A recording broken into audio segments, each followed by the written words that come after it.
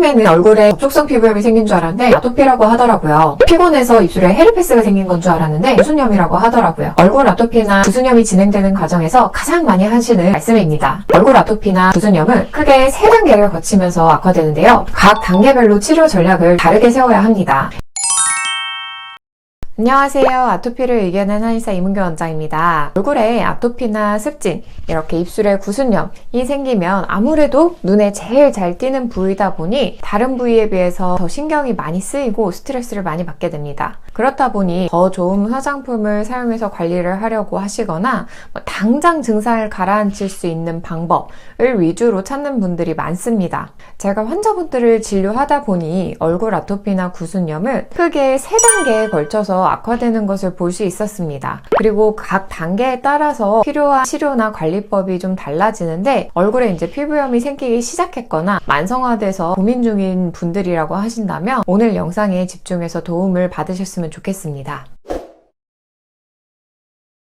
얼굴 아토피와 구순염의 첫 번째 단계는 바로 일시적인 트러블이나 악건성 피부로 인식하는 단계입니다. 컨디션이 좋지 않을 때만 일시적으로 피부염이 나타나기 때문에 나이를 먹어서 건성이 심해진 것 같다 라든지 컨디션이 좋지 않아서 피곤해서 일시적으로 좀 피부 트러블이 생긴 것 같다 이렇게 간과하기가 쉽습니다. 그래서 제일 많이 하시는 말씀이 피부가 원래도 건성이고 전이랑 비슷한 로션이나 크림으로 보습을 하는데도 피부가 좀 당기네요. 피곤해서 입술이 헤르페스가 자주 생기네요. 날씨가 건조해서 그런지 입술이 잘 트고 갈라지네요. 잠을 잘 못 자서 그런지 얼굴이 군데군데 조금 붉어지거나 좀 오돌토돌해진 것 같네요 라고 말씀을 하십니다. 이 1단계에 해당하는 분들은 생활 습관을 잘 관리하고 피부에 자극이 적은 보습제를 이용하는 것만으로도 또는 단기간에 피부과에서 치료하는 것만으로도 증상이 충분히 개선되기도 합니다. 때문에 1단계에서는 꼭 2주 이상 생활 관리를 잘 해보시고 필요한 경우에는 가까운 피부과에 빠른 시일 내에 가보시는 것을 추천드립니다. 두 번째 단계는 피부에 아토피나 습진, 구순염 증상이 지속적으로 나타나는 단계입니다. 피부에 붉은기나 오돌토돌한 발진, 각질이나 진물, 가려움증, 화끈거림 이런 증상들이 잘 없어지지 않는 상태에 접어든 것입니다. 뿐만 아니라 운동하거나 아니면 샤워를 해서 체온이 오를 때 그리고 날씨가 건조하거나 내가 보습을 잘 하지 못했을 때 스트레스를 많이 받거나 컨디션이 좀 떨어져서 좋지 않을 때 인스턴트 식품이나 술과 같이 건강에 별로 좋지 않은 음식을 먹었을 때 여성의 경우에는 생리 전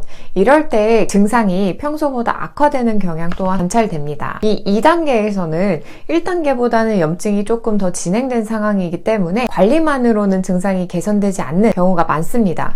하지만 치료를 받으면 분명히 호전을 보이는 단계이기 때문에 초기에 지체 없이 치료를 받는 것을 추천드립니다. 이 2단계에서의 치료 전략은 두 가지로 나뉠 수 있습니다. 먼저 2단계의 증상이 시작된 지 한 달에서 3달 이내인 경우, 치료를 한 번도 받아본 적이 없는 경우, 만약에 재발된다고 하더라도 그 빈도가 1년에 일주에서 2주 이렇게 짧은 경우라고 한다면 피부과에서 염증을 억제하는 효과가 있는 연고나 약을 처방받아 보시는 것을 권장해 드립니다. 아무래도 이제 눈에 띄는 부위에 증상이 있다 보니 꼼꼼하게 인터넷에서 찾아보시다가 저희 한의원에 문의를 하시는 분들도 계시는데요. 스테로이드 연고나 항히스타민제, 면역 억제제 같은 것들로 단기간 치료해도 증상이 호전될 수도 있는 단계입니다. 얼굴에 피부염이 있으니 당연히 걱정이 되실 수는 있지만 반드시 만성적으로 진행되는 것은 아니거든요. 하지만 2단계 증상이 생긴 지 3개월이 지나도록 지속되는 경우, 치료를 중단하면 금방 증상이 재발하는 경우, 피부과에서 처방받은 약이나 연고를 사용하는 빈도가 점점 잦아지고 있는 경우라고 한다면 이때는 얼굴 아토피나 구순염이 3번째 단계에 접어들었다라고 보고 치료 전략 또한 3단계에 준해서 세우는 것이 좋겠습니다. 저희 한의원에서 치료를 받는 분들 중에서는 이 3단계에 해당하는 분들이 가장 많습니다. 3번째 단계는 치료를 받지 않으면 금방 증상이 재발하거나 연고를 발라도 약효가 별로 없다고 느끼는 단계입니다. 그래서 이제 시도 때도 없이 알레르기 약을 먹거나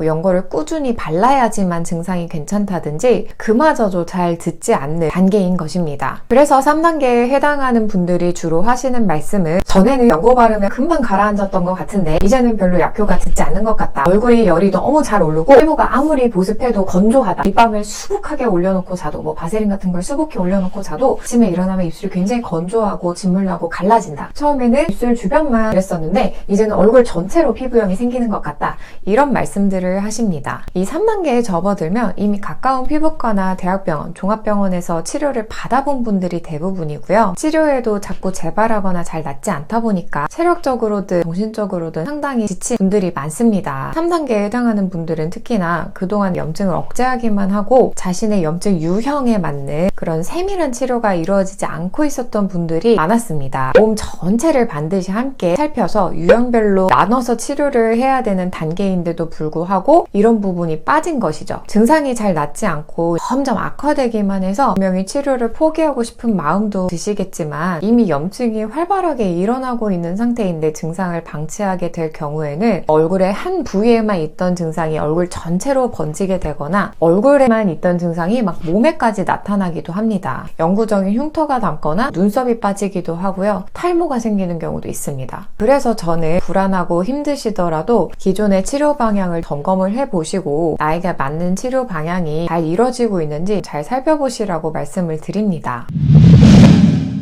염증 유형별 치료에 대해서 조금 더 말씀을 드리자면 아토피나 습진, 구순염은 우리가 사람 성격 유형을 MBTI로 구분을 하잖아요. 그것처럼 크게 유형을 5가지로 나눌 수가 있습니다. 피부염의 유형에 따라 그리고 몸 전체적인 상태에 따라서 치료 방향이 달라져야 한다는 얘기입니다. 이 유형별 증상 특징이나 치료 원리는 제가 다른 영상에서 자세히 설명을 해두었으니까 참고를 해주시고 오늘은 아주 간단히만 말씀을 드리자면 특히나 얼굴 아토피, 구순염 환자분들은 각질 증식형, 발적형, 부종형 이 3가지를 우선적으로 고려를 해서 한약 치료를 했을 때 경과가 좋았던 편이라고 말씀을 드리고 싶습니다. 이제 많은 환자분들이 몇 차례 치료를 하거나 관리를 해도 그 결과가 좋지 않으면 좌절하게 되시고 올바른 치료를 받을 그런 기회마저 포기해버리는 안타까운 일들이 벌어지곤 합니다. 하지만 아마도 마음 한켠에서는 근본적인 원인부터 해결할 수 있는 방법을 찾고 계실 거라 생각합니다. 제 영상이 도움이 돼서 다시 한번 적극적인 치료를 시작하시는 계기가 될 수 있기를 바라겠습니다.